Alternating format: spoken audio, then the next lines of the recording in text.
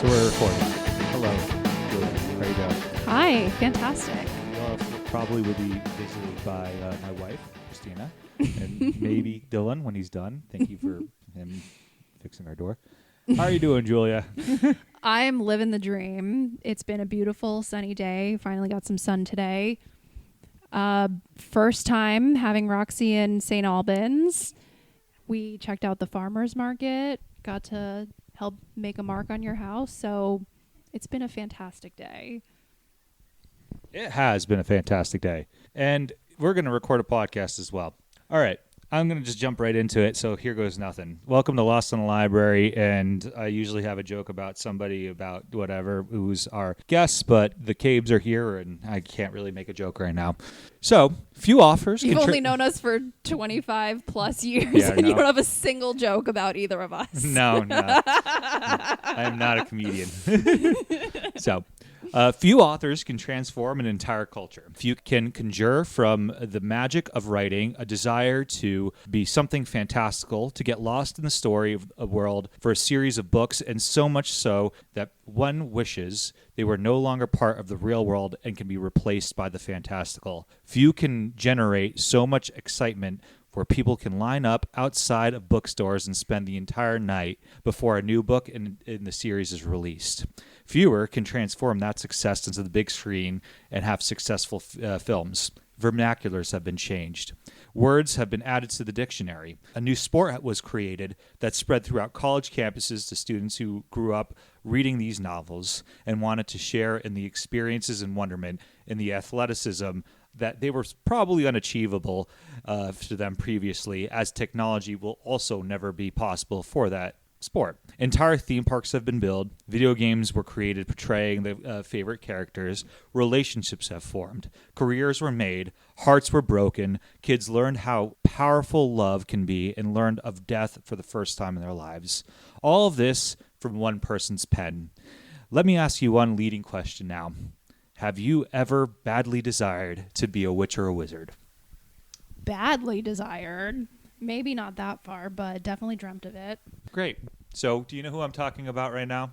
Considering that I accidentally caught a little glimpse of your paper and citations, it sounds like we're headed down the road of J.K. Rowling. We are. We're going to talk about J.K. Rowling today. So 31 July 1965. J.K. Rowling barely missed being a boomer. She was born at Cottage Hospital in Yate, Gloucestershire, United Kingdom. Her mother was Anne Volant, and her father was Peter James Rowling, or Pete for short.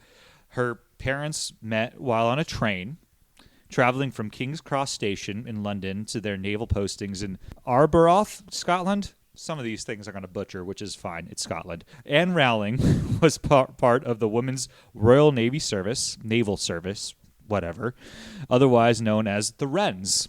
And Pete joined the Royal Navy earlier. So we are starting off very early, and we're talking about trains, which, if you know anything about the Harry Potter series, trains are a big thing. Train rides will be something some of the most pivotal events of JK's life. I have a quote from the news outlet called The Scotsman, who I'll be quoting quite a lot for throughout this entire podcast, from 2003, about the time they first met. Quote, Pete Rowling was an 18-year-old soldier when he met Anne Volant, a Wren, also 18, on the train from King's Cross bound to the headquarters of 45 Commando in Arbroath. Introductions across the seated compartment led to long conversation and stolen kisses beneath duffel bags. By the time they alighted in Scotland, Pete and Anne were a confirmed couple. It was love at first sight. The quote from the Scotsman continues about what happened after the fateful meeting. Quote, a few months into their courtship, Anne became pregnant with their first child, Joanne. The young lovers decided to discard their uniforms to marry on 14 March 1965 before setting up home in Yate, 10 miles outside of the town of Bristol. 4 months later, their daughter was born at Cottage Hospital in the more affluent suburb of Chipping, Sodbury, which, this is England. There's a town called Chipping, and spelled exactly how you think of. Have you watched Clarkson's Farm? Oh, Oh, you mean with With Jeremy Clarkson? No. Yes. Is it It's in out- Chipping Norton. Oh, well, I don't know if they're related or not, but yes. Also a Chipping. He's a Yorkshire man, right? Yeah, he's from Great whatever. question. Yeah, the other side of the country, I think, right? Yeah. Okay. Her father's father, so her paternal grandfather, was a machine tool setter, and Pete followed in those footsteps by getting a job in the similar industry. He worked as an assembly line production worker at the Bristol Siddeley Engines Factory, which manufactured aero engines and motor car engines. The company's ability to make good engines sparked the interest of Rolls-Royce, who purchased the company around a year after Pete began working on the line. So Pete's working for Rolls-Royce, which is, if you're not familiar, creme de la creme. Pete made enough money where Anne did not have to work, as this was the late 60s, and this was very much plausible back in the day. And the Rowlings would live comfortably middle class for the entirety of Jakey's life. The family would grow up in what would be called, what we would call in America as small towns or villages in Gloucestershire in the greater Bristol area, for the most part. Not Bristol, Vermont. No, not Bristol, Vermont, but named after Bristol. Bristol, England. Okay, got it. Yeah.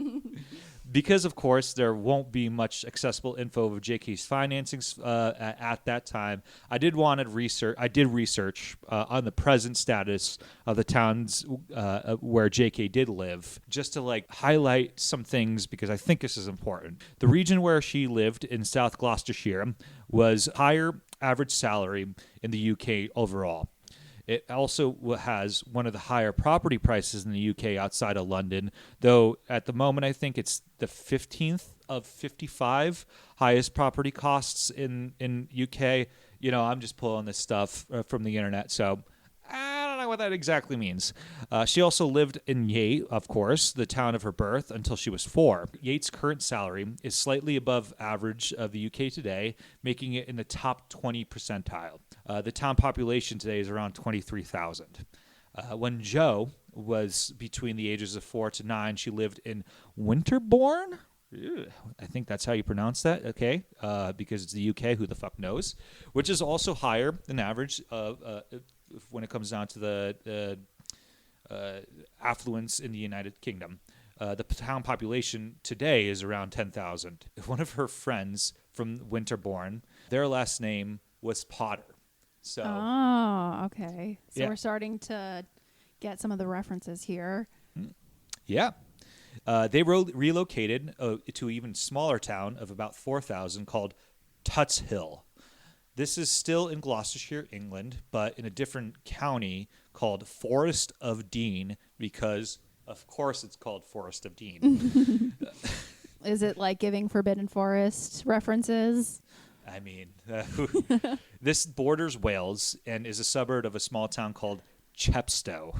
It was difficult to find accurate financial statistics for this town, but it is still within an area of the nation that's doing just fucking fine. One thing is for certain, is where the Rowlings lived today was not very diverse. The population demographics are still over 90% white, with Tutshill at nearly 97.5% Christian or non-religious, making it nearly 100% of that criteria, thinking about that, compared to London.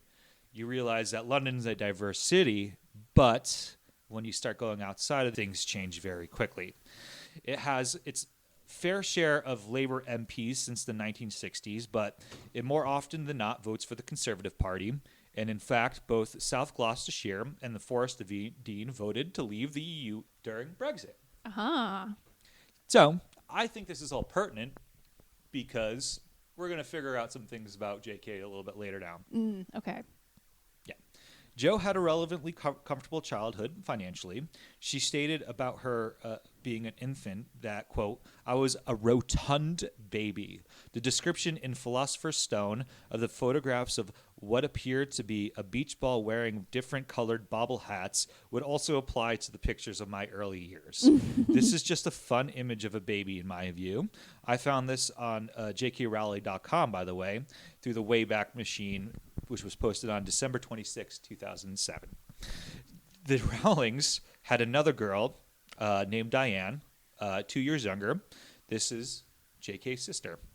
She remembered her sister's birth as, quote, "The day of her birth is my earliest memory, or my earliest datable memory anyway. I distinctly remember playing with a bit of plasticine in the kitchen while my father rushed in and out of the room, hurrying backwards and forwards to my mother, who was giving birth in their bedroom. I know Wild. I didn't invent this memory because I checked the details later with my mother." I'm so glad I did not give birth in my bedroom. I happily gave birth in a hospital. I can't imagine. I really can't imagine the sheets. Well, that's what I kept saying. All the people that I was talking to about home births, I was like, okay, but who's cleaning that up afterwards? It's not going to be me. One thing's for sure, Di and JK are going to be best friends for life, pretty much. Joanne, as many other writers, was surrounded by books all her life, as she wanted to be a writer from a young age. Quoting the Scotsman article again, quote, "A childhood bout of measles at the age of 4 provided the author's earliest memory of books, when her father raised her spirits by reading aloud to his bedbound daughter the adventures of Toad Hill from Bedbound? Bedbound when she was sick with measles." Oh, okay. Yeah. Sorry, I was staring at my own daughter. No worries. Yeah. The adventures from the book called The Wind of the Willows, which I loved as a kid. By the age of 6, she wrote a story about a rabbit, and the rabbit's name was simply Rabbit. She would write what is described as a novel at the age of 11 called The Seven Cursed Diamonds, about 7 cursed diamonds and the people who own them. A Horcrux reference?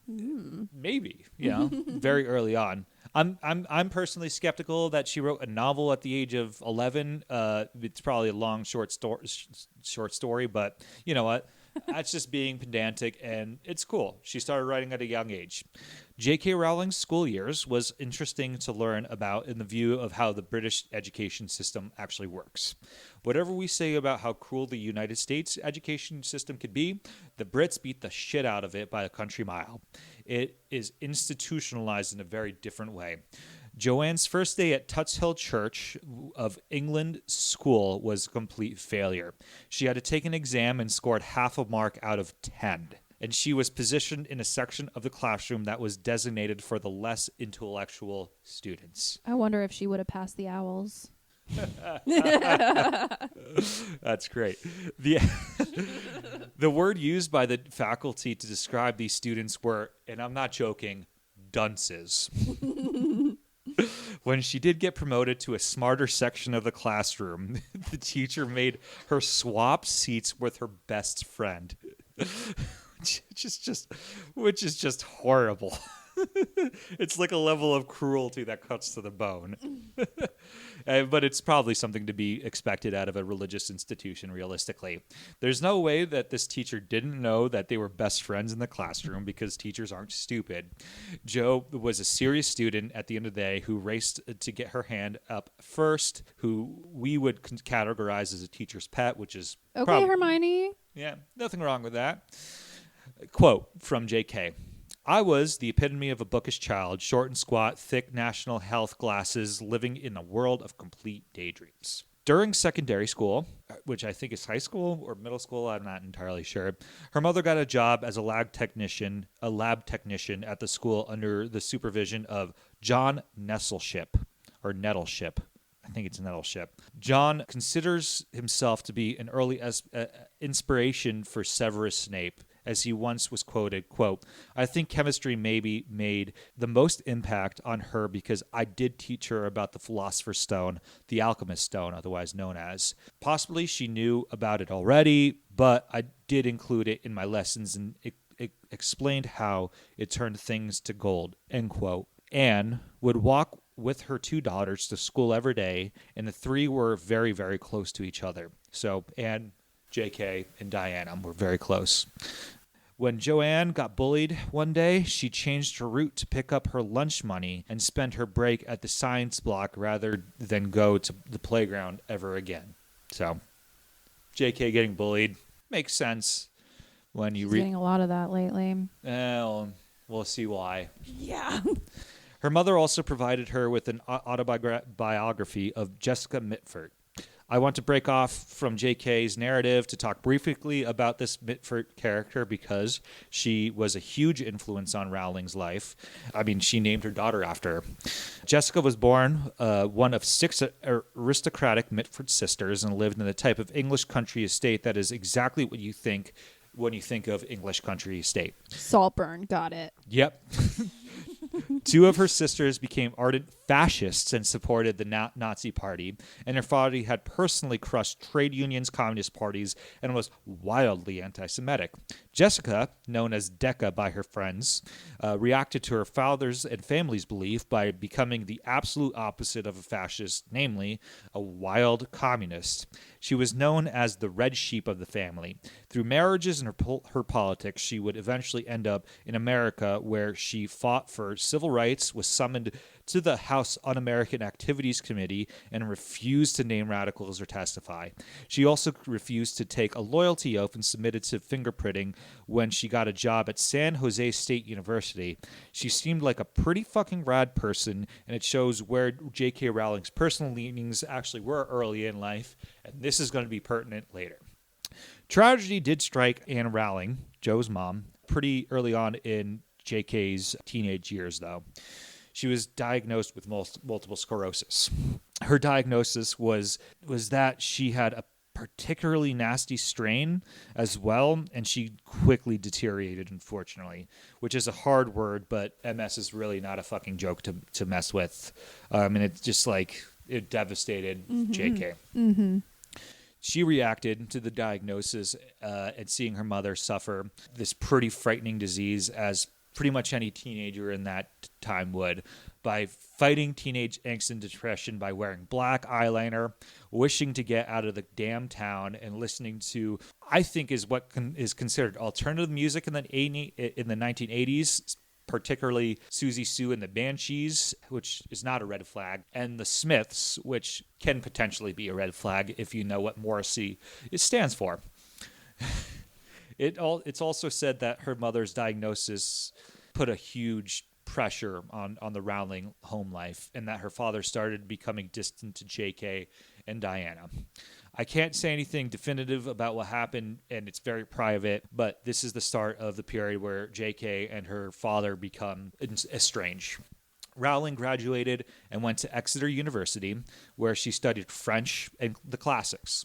She continued to read widely outside of her syllabus and would prefer to read Dickens and Tolkien more than her assigned work that she, quote, she clocked up a fine of £50 for overdue books at the university library, end quote, which is wildly impressive for 2 years, or potentially a combo of both. As somebody who read wildly and almost never read within my own syllabus, I could tell you that like a rack of $50 fines, let alone pounds, is outrageous. Well, in 1987, J.K. graduates with a French degree and what is called Desmond Tutu, which is something I had to learn. Again, I'm fucking Brits. It's referred to the numerical rating of your graduating class, which is 2:2. It's British nonsense, but basically you're in the middle of the class. You're just very average. You can't just say average. What an unaverage way of saying average. Desmond Tutu. Desmond Tutu. It sounds like, I don't know, somebody who should be dancing in Black Swan on Broadway. After graduating, she worked many temp jobs, including working with Amnesty International, where she used her French degree as a translator and secretary. This is her reflecting on her experience on Amnesty International. This is a long quote, so forgive me. Quote, "There in my little office, I read hastily scribbled letters smuggled out of totalitarian regimes by men and women who were risking imprisonment to inform the outside world what was happening to them. I read the testimony of torture victims and saw pictures of their injuries. I opened handwritten eyewitness accounts of summary trials and executions of their injuries. I opened summary trials and executions of kidnappings and rapes. Many of my coworkers were ex-political prisoners, people who had been displaced from their homes or fled into exile because they had the temerity to speak against their governments. Visitors to our offices included those who had come to give information or to try and find out what had happened to those who were left behind. End quote. So she saw some crap or heard some crap when she was very, very young. Mm-hmm. Yeah. To change abruptly to something far less depressing, because things are going to get rough towards the end of her life for us, let's talk about the famous Harry Potter inspiration story. I'm sure many people heard about this. During her time right after graduating, she would write, but nothing would substantially come from her writing. There were some novel plots, probably even some first drafts, but nothing that was finalized or published. However, in 1990, her boyfriend at the time was moving to Manchester, and after a weekend of searching for housing, she was on a train returning to London when inspiration spontaneously erupted. Quote, all of a sudden, the idea for Harry Potter just appeared in my mind's eye. I can't tell you why or what it triggered, but what I saw the idea of Harry and the wizard school very plainly. I suddenly had this basic idea of a boy who didn't know who he was, who didn't know he was a wizard until he got the invitation to a wizarding school. I had never been so excited by an idea. End quote. I'm not one to be too cynical because this is an idea I'm willing to believe. Rowling was a voracious reader, and I believe that she got inspired by a bunch of shit that she read. Her influences do include things like Jane Austen, Chaucer, Shakespeare, Tolkien, Roald Dahl, Greek lore, C.S. Lewis, and just many other works, including things like the Bible. Particularly the rebirth of Harry Potter and the Deathly Hallows shows her influence about the Bible, but also countless of other themes and plot points show that as well. This isn't a rant to dissuade you from how inspiration can come from nowhere. Mm-hmm. The same year, the concept of Harry Potter was conceived, tragedy struck the Rowling household. Her mother succumbed to her debilitating disease December 30th, 1990. She was only 45. Wow. Yeah, MS. Sucks. Yeah. As I stated before, she was very close to her mother. Her passing was the first of a string of events in her life that would send her down a road of depression and honestly, true hardship. It's also unclear to me when this exactly happened in this timeline, but these next three events occurred shortly after the passing. To compound the death of her mother, everything in her mother's life that was left by her was stolen and burglared. Her relationship with her boyfriend ended abruptly. And lastly, her father moved in with his secretary. This last point, I'm not entirely certain, happened before the next major event in life that we're going to have to talk about. But it basically left a permanent rift between father and daughters. Mm-hmm. So, okay. Things are pretty down for J.K. Rowling. Yep. Sounds like it. We know where it ends, so... And the first book hasn't published at this point. She's just writing it. She got the inspiration. She's not even really writing it yet. Is this where the napkin comes in? Oh, the napkin. She's writing it on the napkin. Yeah, on the train. On the train. Okay, got it. Imagine that napkin just said Harry Potter and had a lightning bolt, and that's all it was. I could actually. Boy, unsure of himself.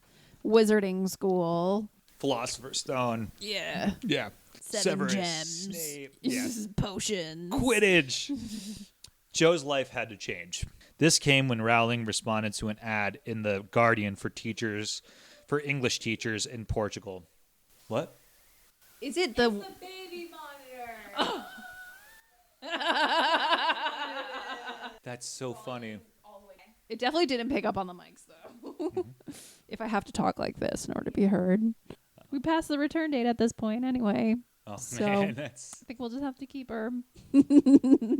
old. But I didn't have to give birth to her in my sheets, so no resentment there. None at all. Oh, man. Home births sound miserable. Absolutely not. And then if something goes wrong, then you're, 30, 45 minutes away from a hospital. That doesn't sound fun. And now I also have to pay for an ambulance.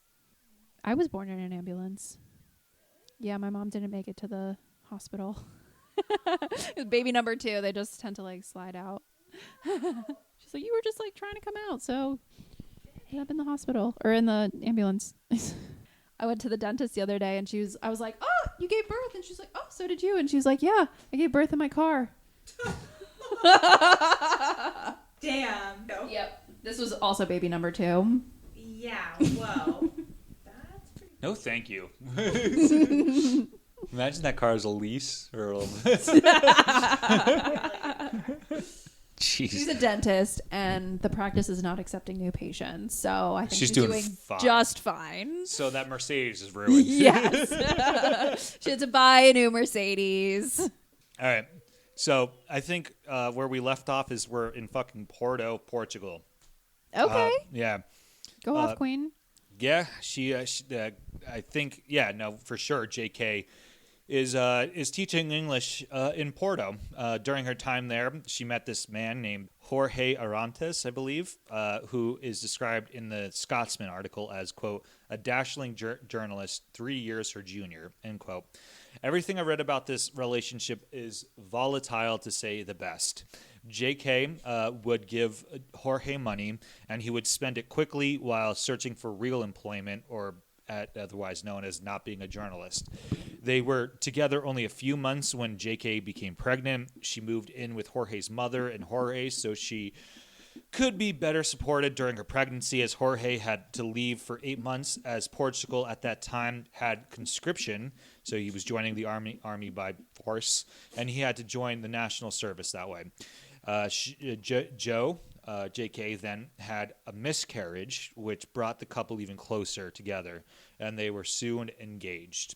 Still, there are several accounts of Jorge being violent towards Joe, with one story of him pushing her fiancé outside of a coffee shop. They were still married, regardless of all the violence, on the 16th of October, 1992. Her father did not come to the wedding. Rowling would become pregnant shortly after the wedding, and in 1993, her daughter, Jessica, was born, and all of them living in Arante's mother's house all at the same time. The relationship did not last. Quoting the Scotsman again, quote, Arantes admits slapping her very hard early in the morning of the 17th of November, 1993, and throwing her out of the house without her daughter. When Rowling returned the following day with an assistant director of the school that she worked for, a policeman accompanied them, and it did not take long before Jessica was handed over to JK.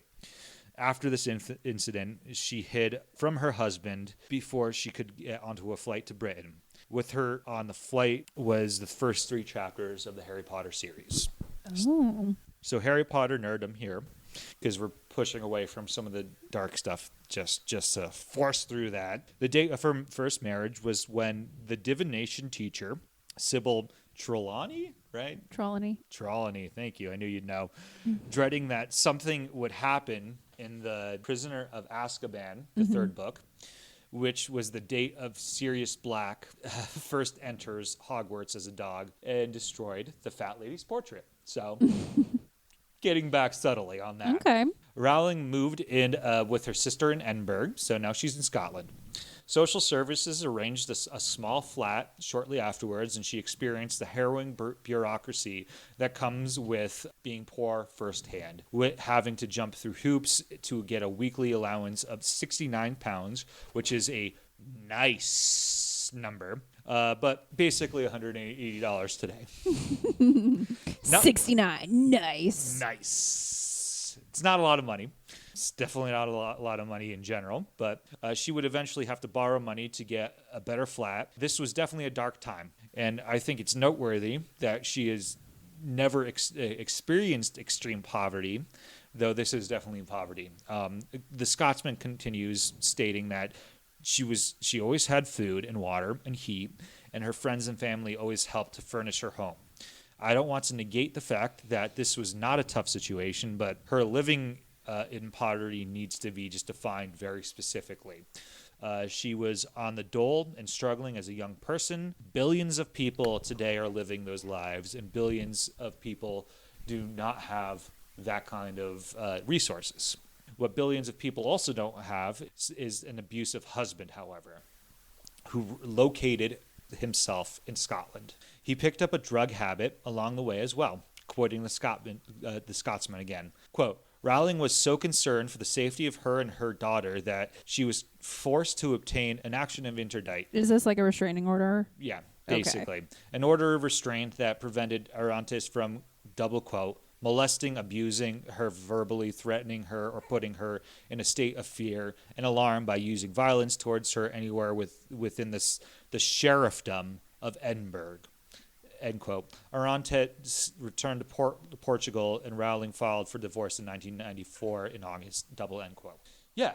So here we are. Pretty dark life. She also felt like she was failing her daughter, as she was ashamed that she couldn't provide for her any more than a normal person could. One thing that really made her feel shame was when she looked at other people's toys, other children's toys. She was able to fit all her toys in one shoebox. Kids deserve more. Kids deserve to have fun, and this is like understandable. During this time, she's writing Harry Potter. The writing took a long time, and she wrote most of her work in 2 different locations. One was Nicholson's, which was owned by her brother-in-law, and the other one is called the Elephant House.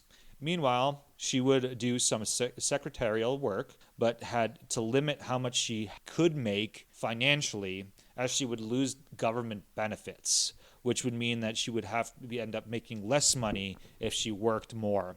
She completed her first draft. Sounds like such an American problem. I know, right? It stems from Britain, though. Like, that's the thing. It's not originally an American problem. Yeah, thank you for another one of these things that we have to now deal with. Also, like the imperial system. Yeah, well, whatever. I like feet. I like to divide things by 3 and 4. Wild. She completed the first draft of Harry Potter and then began a teaching training course with financial support from her friends.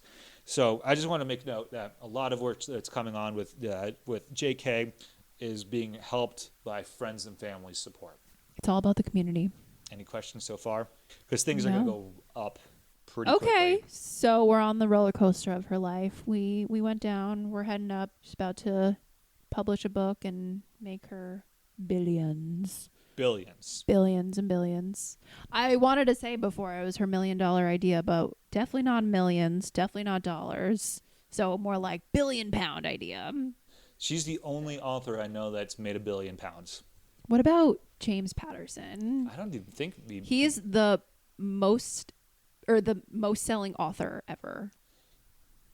Is the he? best-selling author. Yes, because he has so many. I mean, he doesn't write all of them. He writes barely none of them at this But point. his name is on the front of the book as the author. He's the best-selling author of all time. She's definitely. I think maybe right next to like the Bible, but We'll see. We'll tell you how absolutely influential and how big Harry Potter was. It's unreasonably high. Yeah. All right. Rowling sent her work to a publishing agencies, a bunch of them. The second one requested a full copy. This would be a literary agent who helped publish Harry Potter eventually. The agency being the Christopher Little Literary Agency. Well, that's really hard to say. Christopher Little Literary Agency. You got it the first try. Little Literacy. Literary. Christopher Little would be also the person who ends up founding Bloomsbury Publishing, the publisher. Oh, do you know what they publish? What? Where? What? Sarah J. Maas books. Oh, there you go. Big fan over here. Okay, keep going. There you go. This is the publisher who took a chance on the wizarding world that we know. Okay, that makes sense. Yeah. Rowling got a £2,500, so £2,500 advance for her work. She also adopted the name J.K. Rowling as Christopher Little, worried that boys would not read a book with a woman's name on it. Yeah, because God forbid a woman write a book. I know. Or sorry, Bloomsbury forbid a woman to write a book. So the K in J.K. stands for Kathleen in honor of her paternal grandmother. Side note, she had to change her name back to Rowling after the divorce because she did not want to be known for the abusive relationship that she had to go through. Mm-hmm. A famous fact about publishing Harry Potter is that she was rejected at least a dozen times. This is true, but definitely not unique in the literary world or any kind of world that when it comes down to artists. It's just not abnormal for somebody to take 6 years to finish a book either. especially the first book, and for that to be constantly being rejected. It's part of the publishing process, and though it's discouraging, it helps you to become a better writer. Just want to let you know that. What is unique He says from experience. is having What is unique is having your first book being a bestseller right away. It's really difficult to tell you how immediate the Harry Potter series became, winning awards for children's right away. Rowling was given a grant for £8,000 by the Scottish Arts Council to support her finances before the publication hit the market and to aid her sequel because they knew it was going to be a big hit. June 26, 1997, Bloomsbury published The Philosopher's Stone with an initial print of 5,650 copies. Seeing how successful the book was in Britain, Scholastic Corporation bought the rights to publish in the United States for $105,000 and was published in the United States the following year. Wonder what the ROI on that is. I know. The best deal they ever made. Yeah, I mean, this was an unprecedented amount of money at the time for a children's book. Basically, overnight, J.K.'s status from poverty was lifted. I'm not going to go too hard into the Harry Potter series because it's been done before and it's also too long to get into. I want to relay just how successful Harry Potter was as a franchise. Harry Potter is the best-selling book series of all time, period. It's translated into 82 languages, selling over 500 million copies worldwide. The Philosopher's Stone alone sold the most with 100 million copies and plus. And the remaining 6 books sold at least 50 million copies each. Only a handful of books sold more than Harry Potter series in general. The Deathly Hallows book sold 8.3 million copies in the United States within 24 hours of its release. Yes, I was also on one of those lines. Yep. Those lines were insane. Walden Books in Wayne, New Jersey. Yep. Where Greg Tester's mom worked. Wow. That's the line that I waited on to get the Deathly Hallows part 1 and 2 is the movie. The book is just 1. Yeah. I feel like we got it like 4 or 5 days later, and I read that within 2 days. Yeah, no doubt. Yeah. Harry Potter series has earned an estimated $7.7 billion in book sales revenue alone, making J.K. Rowling the world's first person to become a billionaire by being an author. Love that. The movie revenue was an additional $7.8 billion in revenue alone, making it the 5th highest grossing film franchise in history. When you include the Fantastic Beasts series, it increases it to $9.6 billion, jumping to the 4th highest grossing film franchise. Insanity. Rowling published 8 additional books in the Harry Potter world, and 3 more became movies. A play called Harry Potter and the Cursed Child first opened in London, I believe became a Broadway play as well. At least 8 Harry Potter video games have been created, as well as a number of board games that are incalculable because I'm sure there's a lot of licensing plays. Yep. In 2010, the Wizarding World of Harry Potter opened in Universal Studios in Orlando. It has since become a chain of theme parks, now with 2 locations in Orlando, as well as locations in Japan, Hollywood, and Beijing. Huge book banning events have also occurred, particularly by Christian religious groups in the South and the West. In my opinion, when your book is being banned or burned, that's when you know that you have written a freaking good book, and when those groups start to massing over a children's book to be called the work of Satan himself and to purchase them just to burn it, you're doing pretty well. I tried to find how many Harry Potter book burnings there were or books were burned, but that's just impossible. The most recent book burning that I've been able to find online with a very cursory research when I first wrote this was 2022. So I'm sure there'll be more. Still hate for the books. Yep. Things were looking up for JK, as you probably heard, and have been pretty much the best they could possibly be for a writer. She remarried in 2001, so while she was still writing the series, she was married to a man named Neil Murray. Together, as recently as 2024, they were seen going to the Scotland versus England rugby match because J.K. Rowling fucking loves Scotland rugby. Okay. I know, right? Redeeming quality. I mean, yeah. She loves rugby in Scotland, which plays.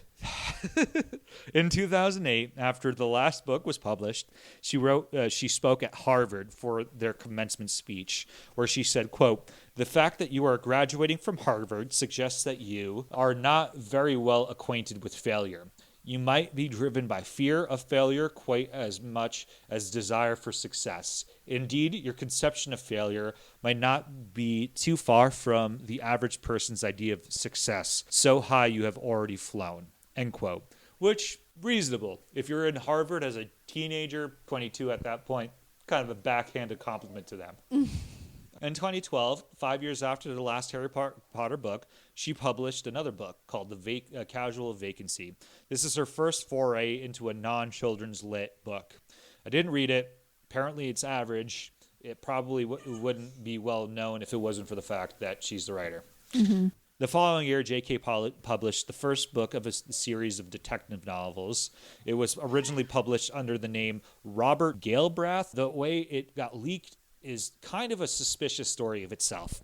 Somebody who worked for the London Times commented that the book was good and it didn't read like somebody who was a first-time writer. The employee got an anonymous tweet back from somebody else saying that the book was written by J.K. Rowling, and then that account was deleted immediately afterwards. That person, being a journalist, even in the London Times, then saw that Robert Galbraith shared the same literary agent, publisher, and editor as J.K. Rowling's last book. Then the reporter had linguistic experts compare The Casual Vacancy, The Deathly Hallows, and The Cuckoo's Calling, which is the name of the detective novel we were talking about, and found striking similarities. She then posed a blunt question to Rowling's contacts, and they confirmed it very shortly afterwards. This comment from JK was very suspicious as well. Quote, "I thought it would take a little longer before it was found out," unquote. She got unibombered. I mean, the Unabomber took 24 years. She got unibombered on an expedited timeline. Right? Yeah, so, I don't know. I think it was like a fucking, like the literary agent going, "I know how to sell this book." And I'm going to give it right to it's a mystery novel, right? So you got to add a little mystery to it. Yeah, exactly. All right, so far I have painted a very sympathetic portrait of J.K. Rowling, and I think this is well-deserved at this point of her life, 2012. She, at this point, realized how much money she was making and became one of the biggest philanthropists in the UK. There's a lot to be said about fucking philanthropy. It sucks, in my view, but she gave to, like, decent parties, and like organizations. £10 million was to found an MS research center at the University of Edinburgh. She established a fund at high-risk women to escape harsh circumstances. She gave to the Labour Party, which, in the United States means she gave to the lesser of two evils. Now, some of the more recent news about this author has been far from flattering. Mm-hmm. And, of course, it all started on Twitter. Thank you. Do you know much about this? I just know about the transphobic comments and didn't care enough to pay attention because we hate that. And then just go be canceled if you're going to make any transphobic comments. I've got like 3 pages of this that we have to go through. All right, good. All right. Back in the world before the global pandemic and before an alleged maniacal in the very philosophical definition, narcissistic in the psychoanalytical definition, and mentally impotent in the literal definition person purchased what was once known as Twitter, J.K. Rowling liked to tweet that read, quote, "Oh, I saw a really funny thing online the other day about, like, what do we call tweets now?" Tweets. Fuck it. It's not. It's called Twitter. What were they called? They were excretions. Excretions? Yeah, because it's X. Yeah, of course. That's it's so much funnier than tweets. Exactly. That's brilliant. That is like such a Musk thing to just like buy Twitter and then rebrand it into the stupid name and not even like think through the idea fully of like, well, what are you going to change tweets to? So they're now excretions. Musk comes in the very last sentences of this thing for an obviously terrible reason. Because he also had some transphobic comments. So moving on. Here we J.K. go. Rowling liked this tweet. Quote, I was shouted by men at my first Labor Party meeting, aged 18, because I asked them to remove a page 3 calendar. I've been told to toughen up, be louder, stronger, independent. I've often not felt support. Men in dresses get brocialist solidarity I never had. That's misogyny. End quote. This obviously is considered transphobic, the men in dresses comment, though a bit of a stretch, because people who wear dresses aren't always trans. This is the first example of an opinion that was boiling underneath the surface. Her rep responded to this claim by, quote, saying, I'm afraid J.K. Rowling had a clumsy and middle-aged moment, and this is not the first time she has favorited by holding her phone incorrectly, unquote. March 2018. This is before the pandemic. Yeah. I want to make sure that there was a long-standing idea that the pandemic drove people crazy. Do we think that she got like a brain parasite or something? That was brilliant. I mean, in her, like, maybe, hopefully, I hope for her sake that that's what the case is. Because, I mean, yeah, it sounds like she had some things that happened in her life that sucked. But, like, I would think that all the people that uplifted her and helped her as she was even writing the first book, as you mentioned, that's the type of stuff that would drive her to, like, support the queer community and support other people because of all the support that she received along the way. But anyways, continue. A year later, Rowling expressed her opinions in a far more damning and apparent fashion. Rowling begins to openly follow people on social media platforms who more openly share their transphobic thoughts, including somebody who was fired from a think tank for writing to a coworker, quote, I don't think people should be compelled to play along with literal delusions like trans women are women, end quote. This person also said that, quote, there are two sexes, men are male, women are female. It is impossible to change sex, end quote. A day after this person wrote this tweet, who I don't want to share because fuck passing their name along at this point. You have the internet and you can see it.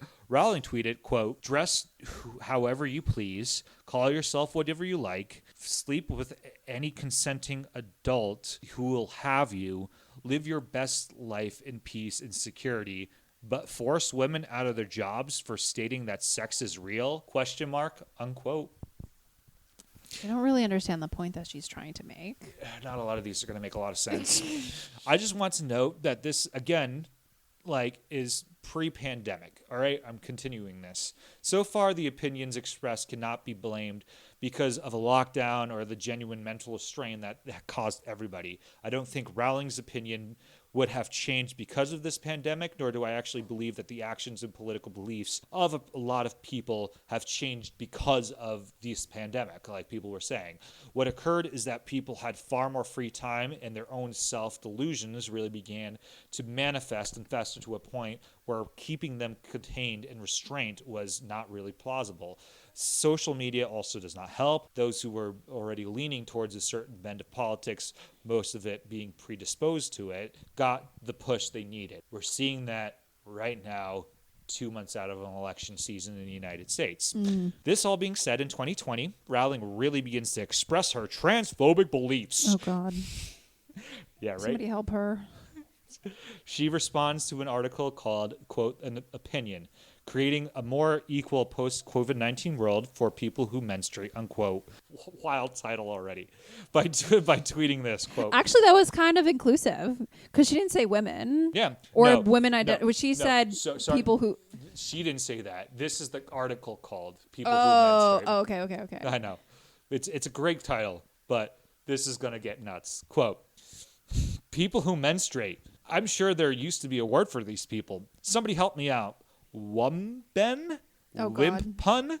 Whoa mud? Unquote. It's the woke agenda. The reaction to Twitter was immediate. Daniel Radcliffe, who seems like a fucking rad dude, it really comes out like a really good guy, honestly. Yeah. He's somebody I just want to have a conversation Absolutely. with. Radcliffe, he began sharing stories of trans men and non-binary people who also menstruate. Radcliffe also responds to everything from here on in the best positive way, personally meeting support groups who are Harry Potter fans who are non-binary trans to support them. Yes.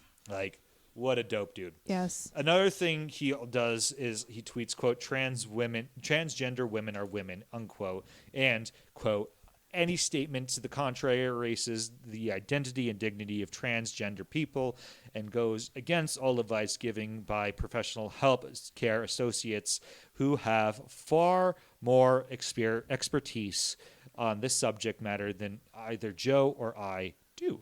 It's not Daniel Radcliffe's job to clean up J.K. Rowling's mess, but props to him for stepping up and doing that. Yep. This is June 28th, 2020. Jumping ahead a little bit, but right now we're going to go on the front page of Twitter on October 17th, 2023. She responded to a photo on Twitter that said, quote, repeat after us, trans women are women, unquote, by simply saying no. Oh, God. However, I think what was most damning about her transphobic beliefs is Rowling's own article, where she states she began considering this topic 2 years before she began following questionable social media accounts. So this dates back to 2016. Has she ever said why? Has she ever said, like, what's her stance on this? We're going to talk about some of these right Okay. now. Yeah. The article... Not that I think that, like, she has any leg to stand on, but I would love to hear what the delusion behind her reasoning You're going to be is. surprised because the reasoning is honestly very delusional in a very gross way, and it's going to seem very justified, unfortunately. So, okay. The article really just makes her sound like she's the real victim of the bigotry against trans people, where she claims that she's being called a TERF, which is an acronym stands for Trans Exclusionary Radical Feminist, which, as somebody who is called a cis white male, like, whatever, you're going to be called whatever you want by the people of a different community. Gives a shit. I'm so sorry to all the trans people who have financially supported J.K. Rowling's life by patronizing the Harry Potter franchise, either pre or post transphobic comments. That's so sad. Yeah. This is something that she wrote. Quote, they call us transphobic, ! They say I hate trans people. What next? They'll say you've got fleas. Speaking as a biological woman, a lot of people in positions of power really need to grow a pair, which is doubtless literally possible. Again, what is she trying to say? According to the kind of people who argue that clownfish prove humans are a dimorphic species. Like, it's... What? It's so confusing.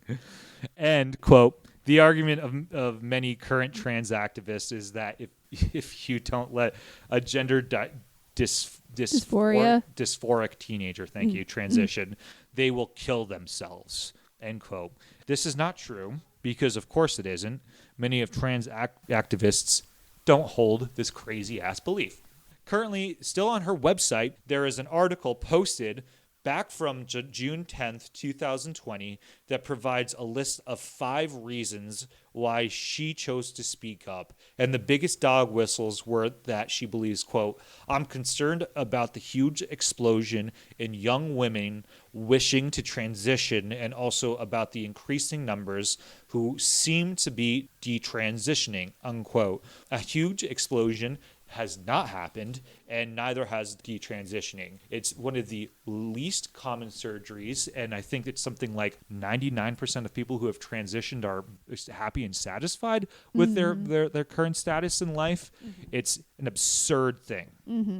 I would maybe understand it if like her daughter was going through this or something, and this was like a personal issue where somebody in her family transitioned and is now detransitioning and facing the like repercussions of that. But it doesn't sound like that's the case at all. It sounds like she's just like making up excuses after the fact. Her daughter's our age, right? So like, it's curious to see what's going on there. I didn't look anything up. Like, like you can't judge somebody's faults by their mother or father, right? So whatever, right? If anything, I would imagine that she would be the Daniel Radcliffe in this situation and be trying to clean up her mother's mess. But hopefully, yeah. All right, more on that 5 points. Okay, here we go. Quote, the writings of young trans men reveal a group of notably sensitive and clever people. The more of their accounts of gender dysphoria I've read with their insightful descriptions of anxiety, dissociation, eating disorders, self-harm, and self-hatred, the more I've wondered whether, if I'd been born 30 years later, I too might have tried to transition. The allure of escaping womanhood would have been huge. I struggled with severe OCD as a teenager. If I'd found community and sympathy online that I couldn't find in my immediate environment, I believe I could have been persuaded to turn myself into the son my father had openly said he would prefer. Continuing. Fortunately for me, I reflected in the work of female writers and musicians who reassured me that in spite of everything a sexist world tries to throw at the female-bodied, it's fine not to feel pink, frilly, and compliant inside your own head. It's okay to feel confused, dark, both sexual and non-sexual, unsure of what or who you are, unquote. I genuinely just do not think she can grasp trans identity. Like, that's one thing that's going on. It almost sounded like she was projecting. A little bit. She believes genuinely that gender is what you are assigned at birth, is how you should feel about yourself, and you should feel about yourself for the rest of your life. This is one of the fundamental arguments she's saying. She thinks that because this is a sexist world, women are trying to become trans men because it's easier to become a man than to become a woman. And that is not why people are transitioning at all. Is she taking that moment of changing her author name, her pen name from her own name to J.K. Rowling to be less womanly, a little too personal? I mean, I have no clue. Like the mental gap here, I think, is she really just genuinely does not understand the concept of that. That's clear from her comments. Case in point. I wanted to read out all the 10 points, but it's not worth it because they're all just unnecessarily long and exhausting. But like, because she thinks that like she's a feminist in a very specific way. She's a feminist in the way that like she does not want to include trans people into the feminism because she thinks that transgender. Can you be a feminist then? Transgender doesn't sound like you could be. Well, she thinks that transgender people are ruining feminist agenda. Like she genuinely thinks that. Like she thinks that because somebody who is a trans person can go against her feminist beliefs. It's kind of nuts. Like no, it's not kind of nuts. It is nuts. June 2024, Rowling began encouraging people to vote for the Communist Party in the United Kingdom, as she believed that, quote, if you were going to spoil your ballot anyway, why not just check the list and there is a Communist Party candidate in your constituency? Because this is Edinburgh and the Communist Party actually received some fucking votes, they had to actually respond. And the party partly stated that, quote, for the avoidance of doubt, the Communist Party supports the right of trans people to medically transition, to have access to healthcare and live equally full and meaningful lives socially, economically, and politically. We believe that liberation will only be possible under socialism, quote. Lastly, about 2 weeks ago, today, Rowling and her fellow billionaire Elon Musk were named in a cyberbullying lawsuit filed against the Algerian-born, I think it's Imani Khalif. The lawsuit was filed in Paris, where an investigation will be conducted into the counts of cyber harassment due to gender, public insult because of gender, public incitement of discrimination, and public insult because of the gender origin. The quote was, and this is pretty gross, it's important to highlight that launching a PR campaign and applying thick makeup requires far more time and effort than making DNA results public. I know. It's gross. She has since been silent. She is for 2 whole weeks. Which is very crazy. She begins to double, triple, quadruple down on her own stances, though. In 2022, under that name, Robert Galbraith, that she publishes, the female lead finds out a serial killer is a cross-dresser, and she explains this reference in different serial killers wear women clothing, though couldn't really name any of those. She is also clearly on the path of a victim of the post-COVID landscape. She's already thrown medical science out the door, as well as played a victim card many, many times. I want to make it clear, by the end of this podcast, J.K. Rowling controls her own narrative in her life. Period. Amen. Everything before the anti-trans activism shows up, she is the one who controlled that narrative.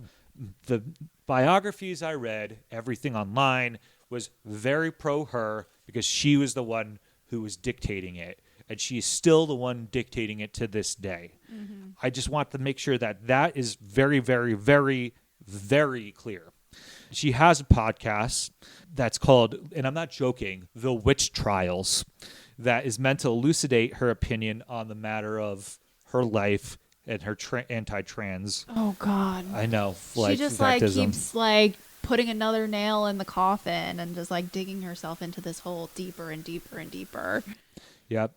Yeah. This is your legacy. You had such a good legacy. I know. And now you've tainted it. For what? Are you achieving what you sought out to achieve?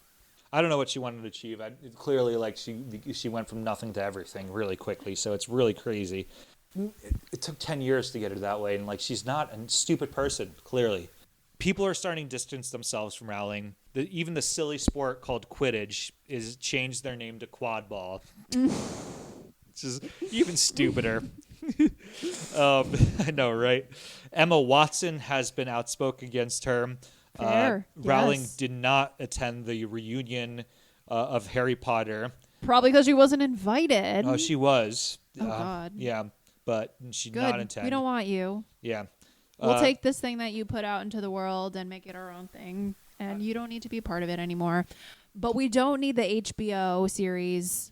Who's watching that? We don't need any more Harry Potter. Thank you. I don't need to watch that. I want to watch Harry Potter, and that's the thing. You watch Harry Potter, enjoy it, have fun with it. I believe, and I've said it multiple times, you need to separate the art from the artist in very serious places. This is definitely one of them. We can also appreciate the fact that she wrote the Harry Potter series pre-transphobic comments, so that helps separate the art from the artist. It helps me sleep a little bit better at night. Yeah, and she's a billionaire, or at least close to that. She made $1 billion off it. So is she still a philanthropist? Is she still giving away money? Yeah, she's giving tons of money. She's gonna go to Scotland rugby games with her husband, which is, if you know anything about rugby in the Six Nations, Scotland is the underdogs for sure. Okay. They haven't won any major title since 1995. So, okay, we'll support the underdog in every sense of the word. I know, right? Just funny. And we'll continue learning more about fucking J.K. Rowling for the rest of her life. Do we need to? We have to, unfortunately. It's like Elon Musk. That's the thing about these outspoken billionaires. They just need to go away at times. But unfortunately, she's got a platform and millions of fucking followers. So that's JK as we know right now. 2 weeks ago was the last we could hear of it. I actually had to add, you could see handwritten notes to the end of this script. So it sounds like she can only go up from here. Man, she can't. Well, she can definitely go further down. I just don't want to see that. No. Well, thank you, Julia. Thank you, Phil. Excellent research, and this was fascinating. Yeah. It's Lost in the Library. This will be posted eventually.